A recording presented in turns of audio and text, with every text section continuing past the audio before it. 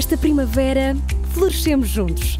Apoie as vozes plurais que não têm medo de ir contra a corrente e partilhe a sua opinião nos comentários. Desfrute de todos os benefícios Observador, agora com 20 € de desconto. Assine hoje em observador.pt.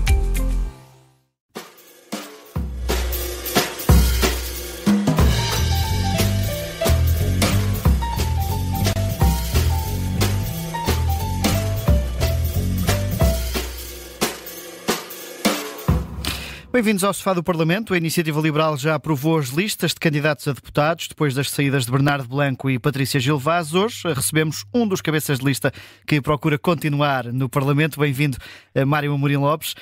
O ano passado a sua escolha para encabeçar a lista de Aveiro foi alvo de algumas críticas dos núcleos locais. Desta vez está a ser mais bem recebido? Novamente, boa tarde. Já estou aqui sentado, não é bem num sofá, mas estou sentado numa cadeira. Não, no ano passado não foi nada pessoal, foi simplesmente a primeira vez que a Iniciativa Liberal colocou como cabeça de lista num distrito alguém que efetivamente não vivia no distrito, que é o meu caso. E isso gerou naturalmente alguma turbulência, mas que depois foi ultrapassada mesmo na própria campanha, quando perceberam que eu estava ali de corpo e alma para o distrito de Aveiro. Aliás, na verdade, eu agora conheço bem melhor o distrito de Aveiro, conheço o próprio distrito do Porto, e porque percorremos os concelhos todos e porque o distrito de Aveiro é de facto um dos distritos mais liberais do país. É gente que de mangas arregaçadas, empreendedora, com pequenos negócios que os quer fazer crescer, que não fica à espera do Estado, e portanto foi um enorme privilégio poder representar esse distrito politicamente, que de certa forma me adotou, e portanto com esse mesmo sentido de lealdade eu não poderia ir nas listas noutro sítio que não Aveiro, e portanto faço com enorme honra de representar este distrito. Sendo que Aveiro vai ter como cabeças de lista Pedro Nuno Santos e Luís Montenegro, pelo PS e pela AD. E Mário Amorim Lopes pela Iniciativa Liberal. Mas esta proximidade dos líderes do PS e do PSD, esta região, pode tornar aqui mais difícil à Iniciativa Liberal perspectivar aqui um crescimento neste distrito? Não, eu acho que torna ainda mais desafiante. Portanto, eu espero que os cabeças de lista do Partido Socialista e do Partido Social Democrata não se furtem a um debate, que eu teria muito gosto de debater com eles, e pormos em xeque aquilo que o PS tem feito nos últimos anos, aquilo que o PSD fez no último ano e aquilo que são as nossas reformas e a visão que nós temos para o país. Portanto, eu vejo isso como um grande desafio, não vejo como um problema, pelo contrário, torna as eleições ainda mais desafiantes. Vamos a isso. Depois das europeias, a Iniciativa Liberal vai voltar a apostar numa campanha com a imagem do líder do partido, neste caso Rui Rocha, ou melhor, com a imagem do candidato. Nas europeias era Coutinho Figueiredo, agora Rui Rocha. Aí ele deixou de ser o partido das ideias, agora valoriza já a figura do candidato. Não, pelo contrário, essa está na nossa origem, ou seja, valorizamos as ideias que temos para o país e a convicção profunda de podermos fazer de Portugal um grande país se adotarmos as políticas públicas certas, e para isso, de facto, temos de ter boas ideias. Mas a verdade, e até partilho aqui uma história pessoal, mas eu acho que retrata bem a minha visão sobre isso. Numa visita de Estado que eu tive a oportunidade de fazer com o Sr. Presidente da República, Marcelo Rebelo de Sousa, e outros deputados aos Países Baixos, estávamos lá num jantar com os reis, e eu estava sentado à beira de uma ministra do VVD, que no fundo é o nosso partido irmão, é como se fosse a Iniciativa Liberal dos Países Baixos. Aliás, de onde o Marco Rutte foi líder durante muitos anos e foi primeiro-ministro, agora está na NATO. E eu pergunto-lhe como é que o VVD, que nasceu, creio, em 1948, 1950, e que teve sempre votações pouco expressivas, à volta dos 4, 5, 6%, de repente, nos últimos 20 anos dá um salto. E o que é que tinha acontecido? Se eles tinham mudado o seu programa eleitoral, o seu posicionamento, as suas ideias. E ela disse Marco Rutte. E eu, mas como assim Marco Rutte? Marco Rutte tinha ideias diferentes, mais disruptivas? Ele não, ela disse não, as ideias são as mesmas, mas people vote for people, ou traduzindo, as pessoas votam em pessoas. E, portanto, quem transmite as ideias são pessoas, quem implementa as ideias são pessoas, quem comunica as ideias são pessoas, e esse é um aspecto muito importante que nós não podemos descurar. É preciso ter fantásticas ideias, e nós continuamos a investir muito nisso, mas é preciso também ter pessoas de confiança em que os cidadãos se revejam e olhem e percebam que ali está alguém que pode, de facto, implementar essas ideias, tem essa capacidade, tem essa ambição, tem essa vontade e que tem, de facto, é alguém que pode transformar o país.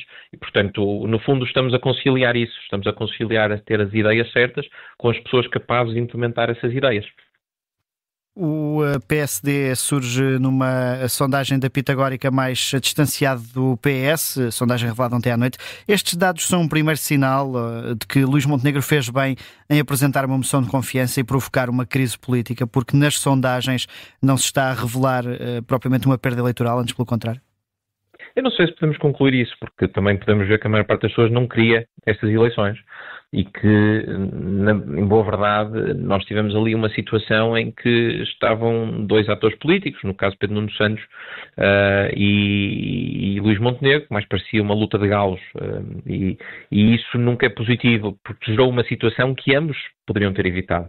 Tanto Luís Montenegro poderia ter evitado esta situação, se calhar eventualmente recuando na moção de confiança, como Pedro Nuno Santos podia perfeitamente ter-se abstido na moção de confiança e depois ter avançado com aquilo que ele queria, ou pelo menos dizia querer, que era a Comissão Parlamentar de Inquérito, onde iria esclarecer cabalmente todas as dúvidas que têm em relação à empresa. Infelizmente, como nenhum dos dois acabou por ceder, estamos todos nós a pagar enquanto país e, portanto, temos de ir novamente a eleições quando o que o país precisa neste momento é estabilidade, é ter em atenção o cenário geopolítico e, enfim, tudo isto que está a acontecer nos Estados Unidos com a guerra da Ucrânia e termos estabilidade para conseguirmos implementar as políticas que precisamos. Portanto, eu creio que, sinceramente, ninguém beneficia com isto, mesmo que depois, no dia 18 de maio, a AD possa terminar com uma votação maior. Ainda assim, o país não beneficia desta situação. Mas tendo em conta que este ato eleitoral à partida será ainda mais polarizado do que há um ano, os outros partidos e no caso a Iniciativa Liberal não podem sair aqui prejudicados? As sondagens dizem exatamente o contrário. E, aliás, as sondagens que precediam a moção de confiança já nos colocavam numa tendência crescente. E isso até seria um motivo, se nós fôssemos puramente ou apenas eleitoralistas, seria um motivo para nós votarmos contra a moção de confiança e querermos forçar as eleições, porque isso nos poderia ajudar e reforçar o grupo parlamentar. Mas nós genuinamente colocamos não isso à frente, não um partido à frente do país e fizemos uma votação de princípio. Pensamos, bom, o que é que neste momento nós não conseguimos antecipar o impacto eleitoral que isto vai ter? E portanto não vale a pena estar aqui a pensarmos em voto tático. O que é que efetivamente seria a nossa posição de princípio? O que é que efetivamente é bom para o país e para Portugal, independentemente das implicações que tem para a Iniciativa Liberal? É não irmos a eleições, é darmos estabilidade ao país e assim foi. Votamos dessa maneira. Felizmente correu bem. De facto, parece que as sondagens confirmam que isso foi bem recebido pelo povo português, porque nós não deixamos de ser rigorosos e de pedir um escrutínio a Luís Montenegro e dizer que ele deveria ter feito isto de forma diferente, ele deveria ter logo esclarecido todas as dúvidas que existiam no início e não deixar arrastar e protelar toda esta situação. E ao dia de hoje ainda tem coisas por esclarecer, Luís Montenegro? Vamos lá ver. Ele vai esclarecendo e novas questões vão surgindo. Mas, enfim, isso são as consequências de ser Primeiro-Ministro. O grau de escrutínio é elevado, sabemos bem disso.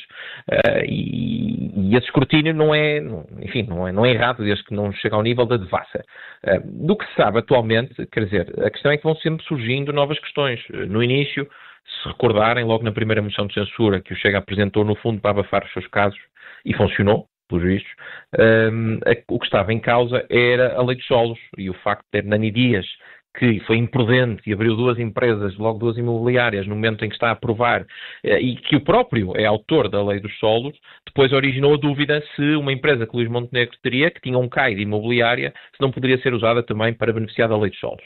Ficou claro que qualquer pessoa pode fazer transações e comprar e vender uma casa e comprar e vender um terreno rústico e, portanto, não é preciso ter uma empresa com um CAI de imobiliária para poder fazer. E depois passou, o segundo tema já era a procuradoria ilícita e Alexandre Leitão, enquanto líder parlamentar do Partido Socialista, disse, até num tom bastante professoral, muito certa de si mesmo, de que tinha quase a certeza absoluta que estávamos perante um caso de procuradoria ilícita, ou seja, a empresa Luís Montenegro estaria a prestar serviços jurídicos e não sendo no gabinete de advogados, não o poderia fazer. Depois lá se percebeu que, de facto, a proteção de dados e o que está subjacente, a questão da cibersegurança, não é, há uma componente tecnológica, portanto não é necessário ser jurista para o poder fazer, e aí já passou para as questões da exclusividade, se eles estariam ou não a receber avanças. E, portanto, isto vai mudando. Aquilo que é o objeto de dúvida vai mudando. Agora já se fala da questão da obra em Espinho, voltamos a falar da casa. Luís Montenegro, obviamente, tem de explicar estas situações todas, mas a verdade é que para alguma oposição cujo único objetivo é deitar abaixo o governo, e, portanto, esse é o único objetivo e para isso vale qualquer meio, naturalmente que nunca estarão satisfeitos. Da nossa parte, enquanto não estivermos perante um ilícito, e essa é que é a questão importante, não é? Tudo naturalmente deve ser debatido. Se estivermos perante um ilícito que entretanto se saiba, e naturalmente deve ser até o Poder Judicial a intervir. E, portanto, a Procuradoria-Geral da República deve naturalmente instaurar os processos que sejam devidos, mas à data isso não está em cima da mesa. E por causa disso que disse, estas eleições correm o risco de ser um plebiscito a Luís Montenegro. O Primeiro-Ministro está à procura de limpar a polémica com a Opinião Viva nas urnas? Não, nunca poderá ser. Da nossa parte nós dissemos, e seremos fiéis a isso, não iremos fazer de Luís Montenegro a campanha eleitoral. Porque não é isso que resolve os problemas de Portugal. Não é estarmos a falar apenas dos casos de Luís Montenegro e estar a pessoalizar e a personalizar também esta campanha eleitoral. Portanto, nós falaremos de Portugal, daquilo que Portugal é e sobretudo daquilo que Portugal pode ser, se tomar as decisões certas e se implementar as políticas certas. Esse será o foco da nossa campanha e, portanto, é nisso que estamos focados, não queremos personalizar. Dito isto, obviamente que um processo democrático não pode ser uma forma de ilibar eventuais ilícitos, caso existam. Uma vez mais, à data, a informação que é pública ainda não está em causa nenhum ilícito. E, portanto, isso nunca poderá ocorrer e, na verdade, o próprio Partido Socialista disse que, com ou sem eleições, iria haver a Comissão Parlamentar de Inquérito. Portanto, quaisquer dúvidas que permaneçam poderão ser esclarecidas no âmbito dessa Comissão Parlamentar de Inquérito. Embora, claro, isto seja um precedente perigoso, porque a partir de agora, sempre que haja uma dúvida sobre uma empresa de um determinado político, faz uma Comissão Parlamentar de Inquérito e enfim, usa-se, no fundo, o Parlamento como uma espécie de um tribunal, não tribunal. O que levanta questões. É um precedente perigoso, mas enfim, esse é o entendimento do Partido Socialista. Está no seu direito. E nestas legislativas de 18 de maio, a Iniciativa Liberal tem alguma fasquia mínima para o aumento de deputados? E já agora acrescento aqui outra pergunta. Não digo baixar, porque imagino que quase deixem de parte esse cenário, mas manter o número de deputados poderia ser considerado aqui também uma derrota, até tendo em conta aquilo que as sondagens sinalizam e que o Mário Amorim Lopes estava há pouco a sublinhar? Nós não fixamos nenhum limite quantitativo, até porque aqui o importante para nós é perceber como é que nós conseguimos implementar estas ideias que transformaram outros países em países mais ricos. E tendo em conta que na esmagadora ou grande parte do Parlamento não tem essa visão do país, portanto são situacionistas, estão bem com o estado do país como está. O que nós temos de responder é como é que nós conseguimos de facto implementar essas ideias. Obviamente, se tivermos mais deputados, isso ajuda-nos. Portanto, esse é o nosso foco. Queremos naturalmente crescer, não escondemos isso. É a nossa ambição crescer, ter um grupo parlamentar maior e conseguir, de facto, fazer mais mudanças que o país precisa e fazer essa transformação que o país precisa, mas não definimos aqui um limite ou não definimos aqui um objetivo específico. Vai depender naturalmente da vontade dos portugueses e vai depender também da nossa capacidade de comunicarmos aquilo que queremos fazer e da campanha que formos conduzir até ao dia 18 de maio. Uma coisa eu tenho a certeza, se de facto as pessoas, se formos capazes de comunicar as nossas ideias e as pessoas escutarem as nossas ideias, estou certo que irão perceber que de facto temos um projeto para um país que pode ser muito mais do que aquilo que é. Bernardo Blanco não vai ser candidato a deputado. A Iniciativa Liberal pode dar-se ao luxo de perder uma das figuras mais proeminentes? O Bernardo é um extraordinário ativo da Iniciativa Liberal e até digo a título pessoal, gosto muito mesmo do Bernardo enquanto pessoa, para além de enquanto político, e portanto naturalmente, e já agora a Patrícia também, porque não é apenas o Bernardo que está a sair, a Patrícia Gil Vaz também está a sair, são ambos excelentes deputados e naturalmente que nunca é fácil lidar com isso, seja como for, foi uma opção dos próprios, que decidiram voluntariamente, no fundo, voltar a ter uma carreira no setor privado, porque nós na Iniciativa Liberal faz parte da nossa cultura. Não vemos a política como uma profissão. Está-se na política, não se é político, e portanto... É importante termos uma experiência e termos um caminho próprio. O Bernardo tinha antes de ir para a política, mas apesar de tudo curto, o Bernardo ainda é novo, e portanto é uma boa oportunidade, tanto para o Bernardo como para a Patrícia, para voltarem para o setor privado, ganhar mais experiência e a porta estará sempre aberta. Mas só para terminar a resposta, temos felizmente que estamos num partido com excelentes quadros e portanto foi possível ir buscar ótimos cabeças de lista e preencher as listas com pessoas muito competentes, com créditos firmados. E, portanto, claro que nunca é fácil perder 2 excelentes deputados, mas felizmente que temos aqui um naipe de cartas com muitos trunfos aqui mas para por falar em pessoas que estão na política, no caso de Mariana Leitão até está em 2 frentes, é novamente candidata a deputada, mas já se tinha anunciado como candidata presidencial. Não revela aqui uma falta de compromisso com essa candidatura a Belém? Não, de todo, porque ela já era deputada e se não existisse estas eleições, que uma vez mais nós não queríamos, achamos que não são positivas para o país, Mariana Leitão continuaria a ser deputada, a nossa líder parlamentar e também candidata a Presidente da República. Mas isto pode querer dizer, pode ser interpretado como essa candidatura não sendo para levar até ao fim, a candidatura presidencial?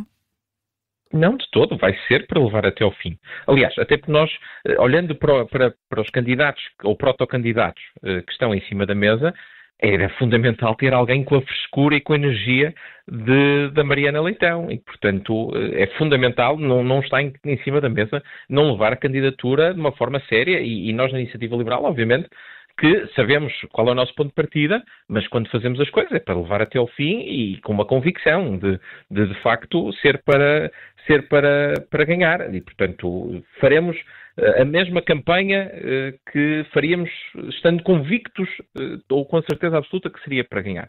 Será uma campanha para perceber, para explicar aos portugueses aquilo que nós temos para dar. Portanto, o nosso grau de compromisso com estas presidenciais e da Mariana em particular é absoluto, não está em causa isso. Mário Mourinho Lopes, temos aqui uma pergunta final a que chamamos Defesa da Honra. Vamos a ela. Pede a palavra para que efeito? Para a defesa da honra, Sr. Presidente. A Iniciativa Liberal escolheu não entrar no governo, não quis agora uma coligação com a AD nestas eleições. Estas decisões não podem levar a que o partido seja asfixiado pelo voto útil e se torne irrelevante no novo xadrez político? Não, de todo. Nós primeiro fazemos aqui um caminho próprio. Os partidos têm de se afirmar. Nós temos ideias diferentes do PSD, se assim não fosse, não faria sentido existirmos enquanto partido. Temos ideias que achamos que são muito mais ambiciosas e que poderão ajudar Portugal a ser um país muito mais próspero e dar muito melhores condições aos portugueses do que aquilo que é neste momento e, portanto, é fundamental que os portugueses conheçam bem o nosso posicionamento. Agora, dito isto, não será por nós que voltaremos a ter uma geringonça com o Bloco de Esquerda ou com o PCP. Ou seja, não seríamos nós que iríamos invalidar um governo de centro-direita com o PSD. Agora, nós não fazemos isso, não fazemos disso aqui a nossa prioridade. Nós não somos muleta de ninguém e, portanto, fazemos o nosso próprio caminho. Se for necessário, fazemos naturalmente uma coligação. Uma vez mais, não será por nós que voltaremos a ter um PS com um Bloco de Esquerda e um PCP no governo. Não é porque a Iniciativa Liberal se demite de assumir as suas responsabilidades, mas o que é verdadeiramente aqui importante é que as ideias sejam implementadas. Não estamos aqui pelos cargos, de todo, não é isso que nos move. Aliás, se o PSD implementasse o nosso programa eleitoral, se implementasse exatamente aquilo que são as nossas ideias, nós, no limite, nem precisaríamos de cargos, desde que eles efetivamente fizessem. O problema é que não fazem. E daí a importância de ter a Iniciativa Liberal, como aliás se viu no último ano, em que o que é que a Aliança Democrática fez efetivamente de reformas que o país precisa? Não fez nada. Tentou corrigir aqui e ali, enfim. E do ponto de vista fiscal ficou muito aquém do que a Iniciativa Liberal queria. Mário Amorim Lopes, chegamos ao fim do nosso tempo. Obrigado pela disponibilidade para se juntar a esta edição do Sofá do Parlamento. Eu sou Miguel Viterbo Dias, comigo esteve também a Vanessa Cruz.